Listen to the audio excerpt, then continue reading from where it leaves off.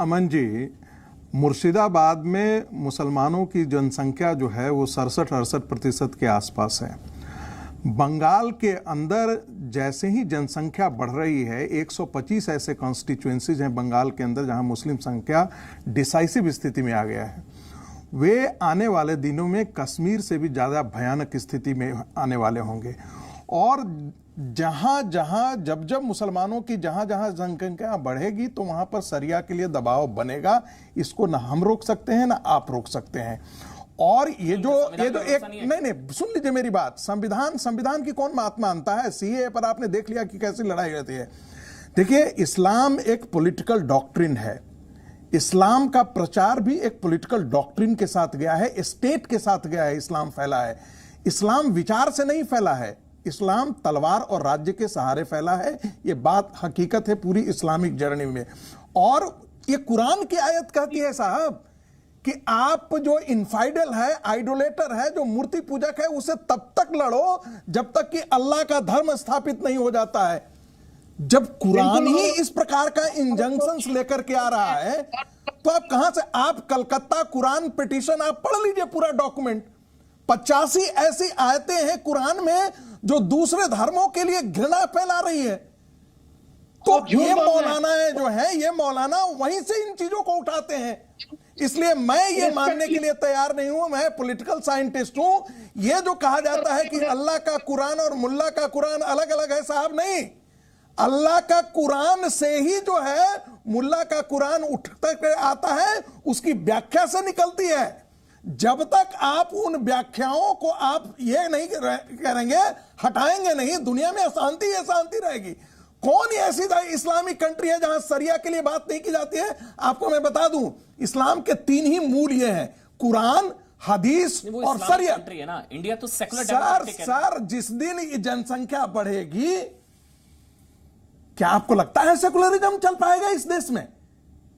अभी आपने तौसीफ खान, एक पढ़े लिखे लॉयर को देखा, इनको पता है कि फतवा जो होता है वो इस्लामिक पॉइंट ऑफ व्यू बताता है। आचार्य अंकुर आर्या भी है, इंजंक्शन वो लीगल मामला माना जाता है इस्लाम की दृष्टि से। आचार्य अंकुर आर्या है। आचार्य अंकुर आर्या जो बात संगीत रागी कह रहे हैं, मुझे इसलिए नहीं भरोसा हो पा रहा क्योंकि India is a secular democratic country है ना।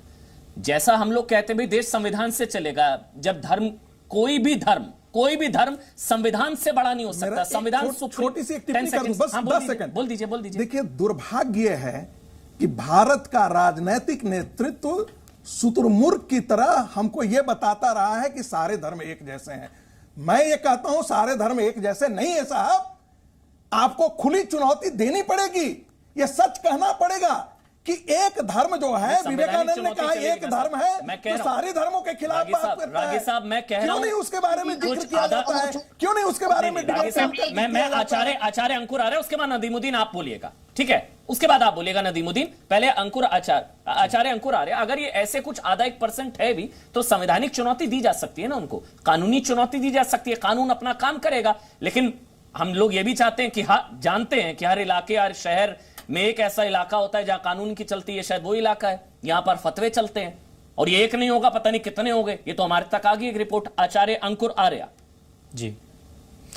अमन भाई, सबसे पहले आपका बहुत बहुत धन्यवाद। और आपने जो पूछा है, संगीत रागी जी जो बात कह रहे हैं वो 100% सही है।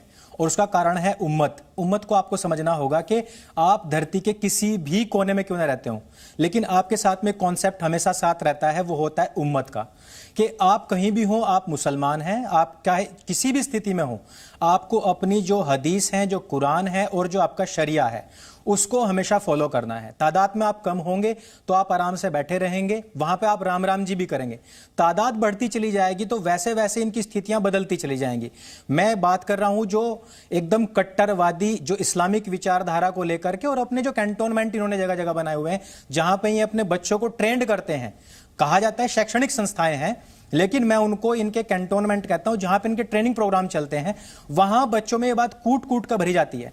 और आप हमेशा देखना कि जो भी मॉडरेट मुस्लिम्स होंगे, अमन भाई, जो भी होंगे वो एक आयत आपके साथ में रखेंगे 5:32। वो कहेंगे कि एक इंसान की हत्या बराबर सारी इंसानियत की हत्या, लेकिन वो कभी भी आपको 5:31 और 5:33 नहीं सुनाएंगे। वो कभी नहीं आपको बताएंगे कि कहां पर लिखा हुआ है कि जो इस्लाम के खिलाफ जाएगा उसको सूली टांग दिया जाए, ये उसके देखिए, विपरीत अमन जी, दिशाओं में आप हाथ पैर कुरान काट पे दिए डिबेट जाए, कर रहे हैं तो मैं डिबेट उसको में नहीं देश बैठ रहा। निकाला दे दिया जाए। ये गलत बात ये है। सारी चीजें हैं जिनको देखिए, बहुत रूडली अमन जी, पढ़ाया जाता है वहां पे। अमन जी, इसलिए मैं संगीत जी का अमन संगीत जी की बात का मैं अमन जी, समर्थन करता हूं। इजाजत दें मुझे, बिल्कुल सही कह रहे हैं। बाहर होऊंगा। शाहनवाज हुसैन कहिए आप। नहीं जी अमन जी, मैं मुसलमान हूँ, बीजेपी का प्रवक्ता हूँ, मैं कुरान और हदीस को मानता हूँ और मुझे चाहे वो एपीजे अब्दुल कलाम हो या वीर अब्दुल हमीद हो या तारिक फतेह हो या मैं हूँ, हम डिबेट करने कुरान पे नहीं बैठे हैं। अगर आप कुरान के खिलाफ कोई बात कहलवाना चाहते हैं तो मैं डिबेट छोड़ सकता हूँ। ये हमारी पार्टी मैं ये की कहना किसी चाहता हूँ ये मजहब के खिलाफ धार्मिक नहीं है, ग्रंथ के बारे ये में खिलाफ नहीं इस है, ये तरह एक का पॉइंट है, इस पर आपको बात नहीं, करनी मैं- चाहिए, मैं- सबको मैं बात ये करनी गलत चाहिए। बात है। नहीं, ऐसे नहीं बात है। नहीं, मेरे लिए ये लॉ एंड ऑर्डर का मसला है। मेरे लिए ये जो चंद सड़क छाप, ये जो फतवा छाप मौलाना है, कट्टरपंथी हैं, मैं उनसे बस एक सवाल पूछता हूं कि टीवी देखने से इस्लाम खतरे में आ जाता है, आप लोगों का म्यूजिक सुनने में इस्लाम खतरे में आ जाता है, कैरम खेलने से इस्लाम खतरे में आ जाता है, म्यूजिक सुनने से इस्लाम खतरे में आ जाता है, तलाक बिद्दत से इस्लाम खतरे में नहीं आता, हलाला से इस्लाम खतरे में नहीं आता, मतलब बेंगलुरु में दंगे हो जाते हैं तब इस्लाम खतरे में नहीं आता, जब कमलेश तिवारी या शार्ली एब्दो हो जाता है तब इस्लाम खतरे में नहीं आता। संगीत रागी साहब इतना कमजोर थोड़ी ना है, या ये लॉ एंड ऑर्डर का मामला है और कुछ नहीं है मेरे हिसाब से। 10 सेकंड संगीत रागी, अब संगीत रागी, ये लॉ एंड ऑर्डर का मामला है और कानूनी डंडा ऐसे लोगों पर चलना चाहिए, बस बात खत्म। अमन जी, जब इस देश का विभाजन हुआ था तो लोगों ने कहा था सारे मुसलमान नहीं चाहते थे, लेकिन इस देश का विभाजन हुआ ना, सरिया सारे लोग नहीं चाहते हैं, लेकिन क्या देवबंद भी गलत बोल रहा है? पाकिस्तान का देवबंद और भारत का देवबंद दोनों व्याख्या तो एक ही है, दोनों के सिलेबस तो एक ही है। एक देवबंद तालिबान पैदा करता है मोहम्मद के नाम पर, जैसे मोहम्मद होता है, मैंने तो नहीं देखा है कि किसी मुसलमान को उठ करके आकर के खड़ा हो कि मोहम्मद के नाम पर तुमने मोहम्मद के नाम पे कैसे ये कर दिया। ऐसी बड़ी आर्मी जो लोगों की हत्या करता हो वो प्रोफेट मोहम्मद के नाम पर कैसे, एक भी मुसलमान आकर के नहीं बोलता? जरा बोले तो सही। देखिए, मैं बहुत साफ साफ बोलना चाहता हूं, मैं किंतु परंतु बिल्कुल नहीं लगाऊंगा। देखिए, जनसंख्या बढ़ेगी तो डेमोग्राफी का एक अपना असर होता है। भारत पाकिस्तान का विभाजन इसी आधार पर हुआ था, वो मानसिकता गई नहीं है, वो शाहनवाज जी में नहीं होगी, निखत में नहीं होगी, लेकिन वही मानसिकता थोड़ी जो सीएए के खिलाफ सड़कों पर उतर करके आया था। तौसीफ अहमद खान, जिम्मेदारी तो आप लोगों की, सरकार दीदी की, ममता की, वोट जरूरी, तुष्टीकरण जरूरी है या ऐसे असामाजिक तत्वों पर कार्रवाई जरूरी है? फतवा अमन भाई, डंडा चलना चाहिए। अमन भाई देखिए, बहुत दुख है मुझे इस बात का कि संगीत रागी जी को आपने जो मौका दिया किसी बात पे डिबेट करने का और उन्होंने सीधा निशाने टान दिया यदि आप मुस्लिम पढ़े इस्लाम लिखे पे नहीं और हैं, कुरान यदि शरीफ आपने पे। नहीं पढ़ा है कुरान तो मैं नहीं शरीफ जानता, पे मैंने पढ़ा है इसलिए मैं नहीं बोल रहा जानते हूँ, तो क्यों बोलते? मैं पढ़ा हूँ इसलिए मैं बोल रहा हूँ, जानते तो क्यों बोलते? मैं पढ़ा हूँ इसलिए बोल रहा हूँ। कि कुरान यदि को आपकी नहीं- हिम्मत है तो जाकर के आप कह दीजिए, confused हैं। आप मैं पढ़ा confused हूँ हैं। इसलिए बोल रहा हूँ।